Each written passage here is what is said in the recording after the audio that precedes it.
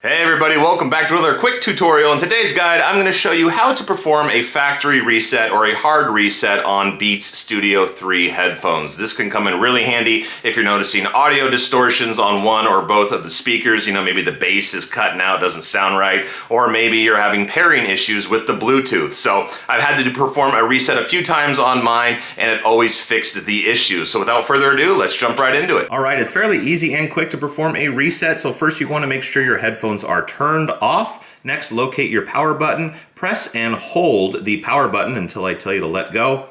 The LED lights will turn on and start flashing. Now you want to continue pressing and holding until either the lights turn all solid or turn off completely. So the lights turned off completely. I'm going to release.